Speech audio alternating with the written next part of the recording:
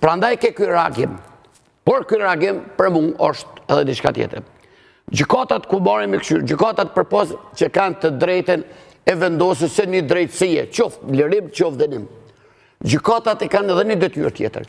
Nuk guxojnë që me vendimin e tyre, nuk guxojnë dhe nuk duhet të kishin guxuar dhe e kanë parim që të trazojnë dhe të krijojnë precedent ku një pas e popullit, sepse ato gjykata bëhen për të qetësuar popullin për një padrejtësi.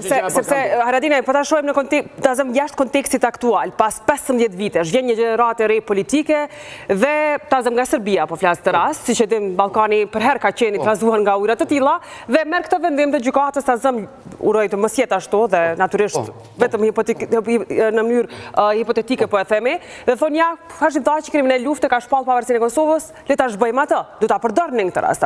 Pra këta gjyqtar kanë në dorë fatin e Ballkanit. Në Serbi mund të vinë gjeneratat më të reja në moshë, por mo e manë gjithmonë vinë me mentalitetin e çdo gjeneratat të vjetra, bile vish më të këqija se ato. Kështu që ata mund të vinë si gjenerat më re në moshë, po as pak me mendim më të re. Kështu që prandaj unë mendoj se gjykatët duhet ta ketë këtë në dije. Nuk guxon e para, nuk guxon të del përkundër vendimit të GND-s. Nuk guxon të del përkundër vendimit të drejtë të Shtetit të Aleancës së Bashkuar që kanë vendosur të jepin grushtin e fundit satrapin dhe të jenë bashkëluftare, bashkëudhëtare në një forcë me UÇK-n, të cilën këta po dojnë me shpallë kriminale. Dhe është i vetmi sukses, nëse këshirë mirë kronologji historikun e NATO-s, forcat e NATO-s, është i vetmi sukses ku ato kanë ndërhyrë dhe kanë pru deri në fund një liri të plotë dhe një shtet të pavarur. Ku kanë intervenu ata? Nuk e kanë qumë misionin dhe në fundë sikur e kemi qumë në Kosovë. Se e kanë qumë? E kanë qumë sepse kanë bashkëpunu ngusht me forcat çlirimtare, eksakt, kanë folë. Në tjera të vende kanë i pa i pyet, to forcat tjera kanë i me ndërhyj sa veç për çështje humanitare. Tu kanë i për dy çështje.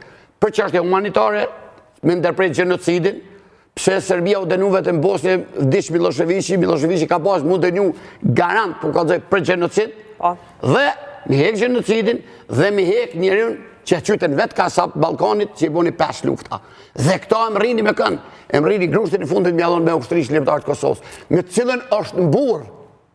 Dhe prandaj ti tash, tja më hojsh njëjtë krenarin, tja fysh krenarin edhe vetë forcat NATO-s, unë mendoj që është një rrezikim, badhë kjo gjykat, nëse do në më marë vendim për pas vendimit lirus. Mjafton me padrejtësinë që ka bo që ka mojtë kaq gatë, sepse edhe një drejtësi e vënuar është padrejtësi.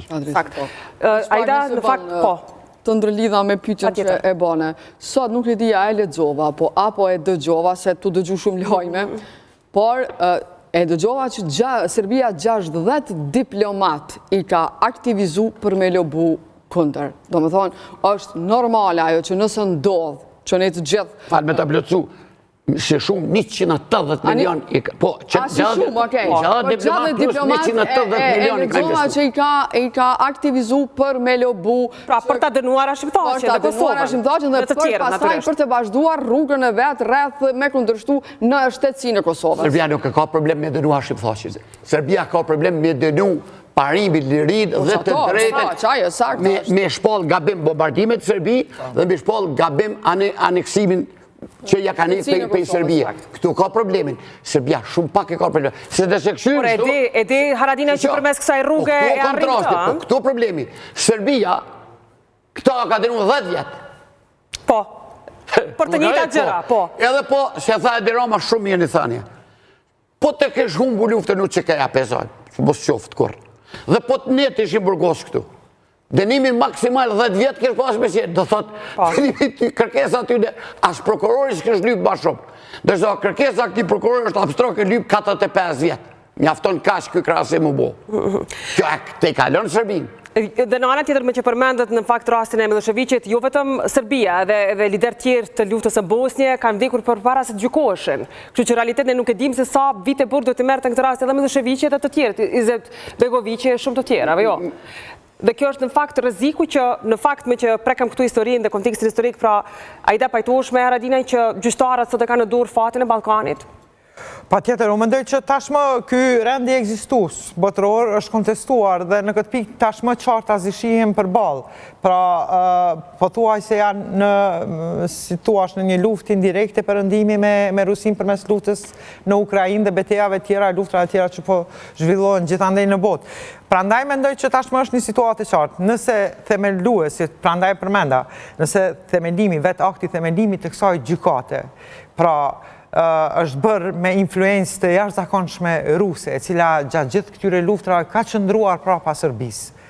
Dhe sot e kësaj dite vazhdo të bëj. E kësaj dite, gjyqtarët duhet të kemë parasysh, pra që në këtë rast, çdo vendim është në favor të politikave të Rusisë, e cila ka për qëllim të dënoj krahas UÇK-s, të dënoj edhe intervenimin e NATO-s, pra ta nxjerrë si të jashtëligjshëm, si të gabueshëm, pra dhe kjo ka konsekuenca politike. Prandaj nuk mund të ketë drejtësi pa politikë në rastet e vendimit pra kur trajtojnë luftrat, sepse luftra është në vetvete, është politike, madje është kulmi i polarizimit, kur të dyja palët arrin në atë kulm të polarizimit dhe shpërthen në konflikt të hapur. Pra përndryshe do të ishin vrasje, nëse heqim luftën si të tillë, që ka karakter politik, do të përfundonte pra një vrasje masive mes njerëzish, apo jo?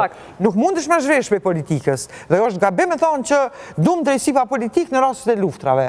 Drejtësi pa politik i në rastet e krimeve të zakonshme, po edhe aty kërkohen motivet. Mirë po në kësi raste, gjithmonë është petë ku politika është shumë i rëndësishëm. Unë me shkas përmenda në fakt gjykime tjera ndërkombëtare, pavarësisht krave që i kanë mbajtur, pra Miloševiqi natyrisht se nuk përbën pjesë në listën e liderëve si Xhamani e Izetbegoviqi, por me që të gjithë kanë vdekur përpara se ta kryenin gjykimin, apo tentohet që përmes katërshës atje të arrihet të paguhet çmimi i lirisë, pra të jepet shembulli se i shkuam një procesi drejt në fund. Që ndryshimet që po ndodhin në botë, si tha Aida, po mduket se po dojnë me kthy kohën edhe një herë kur prap shqiptarët t'i përdorin si copë mishi, si copë buke, si copë pushimi për të pajtuar disa kriminale atje dhe për të bërë një farë balanci, sepse faktikisht dhe fatkeqësisht kështu kanë bërë me popullin shqiptar çdo herë. Çdo herë ne jemi kon prej e pajtimeve. O edhe pak Malizia kanë jap një grim atje aty. O edhe Serbia ja kanë jap një grim. O edhe Maqedonia një grim. O edhe Greqia kanë luajtur me territorë këtu. Prandaj jo pahir jemi i vetmi popull që kufizohet me popullin tonë. Sakt.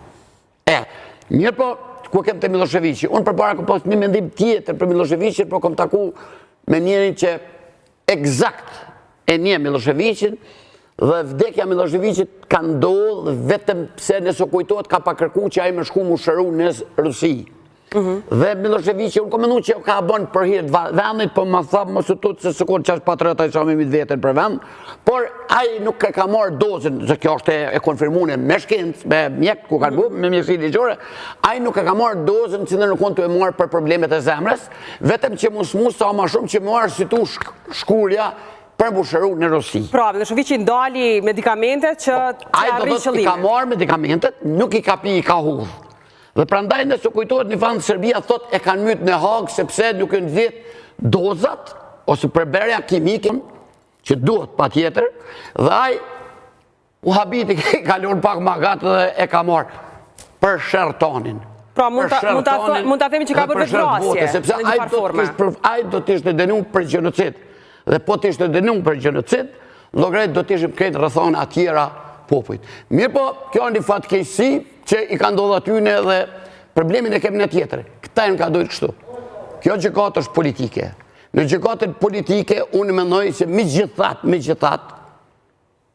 kanë me marrë një orientim prapë qoftë edhe politik, dhe vendimi më i miri politik, edhe politik, e që i bën mirë një drejtësia, dhe që është e vërtet, nuk guxon të cenohet e drejta për të jetuar. E drejta për të jetuar lirë, dhe prandaj këtë kjo është fryt i sisaju që kënë kryme që ta burra dhe të tjeret. Prandaj unë jam shumë i sigurt me provat e zbeta, që as prova nuk janë, që i ka afru prokuroria, dhe kërkeshet absurde në bazë të atyre prova që kjo përmendon me pushtet, dhe në anën tjetër provat që e delegitimojnë komplet ato, unë mendoj që unë pres që ata të vinë të lirë. Mund zgjaten politikisht procedurat, sepse prezumimi pafajësisht nuk llogaritet edhe këtu, edhe me këtë vendim shkallës parë. Derisa ajo nuk bëhet e plot fuqishme. Prap, është prezumimi pafajësisht, mund shkojnë që kanë shkuar në rastin Haradinaj, nëse kujtohet La Ibrahimen e kanë padenuar shkollën e dytë kanë bërë. Edhe këtu mund të bëjnë ndaj ndambje që ne me nashtimin në përqa për një 5-6 muaj, po kjo periudhë zgjat më shumë. Por çka është më interesant? Kjo gjykatë shkon përtej gjykatës ndërkombëtare. Gjykata ndërkombëtare dhe nuk do të ishte dashur. Nuk pranon dokumentet e palës ndërluftuese. Do thotë, te rasti Haradinaj kanë rënë komplet poshtë. Dosjet e Serbisë janë marrë parasysh. Ato dosje i përdorin dhe unë mendoj që ky fakt që kanë përdorur ato dosje, me faktin që në gjykatë shumë edhe më prestigjioze, i ka hull poshtë si të pabazuar, unë besoj që edhe ato nuk janë prova dhe prandaj, por unë jam i bindur në kthimin e shokëve tanë të lirë. Në fakt, a i da se pa që kështë një komend në këtë? Desha të shtosh diçka në këtë që tha Haradinaj? Po, desha të them të kjo kur përmendim Miloševićin, pra vdekja Miloševićit shpëtoi Serbinë pa u ndëshkuar. Mirë po nëse kthehemi mbrapa, këtu po nuk desha të ndërhy, edhe Hitleri vdiq, pra nuk arriti në gjykim. Mirë po procesi i Nürnbergut e dënoi nazizmin, pse nuk ndodhi në rastin e Serbisë, pra... Dhe me qëra fjalla, kryeministri Kurti dje përmendi Sarajevo Safari, gjë që natyrisht u nxit dhe u bë temë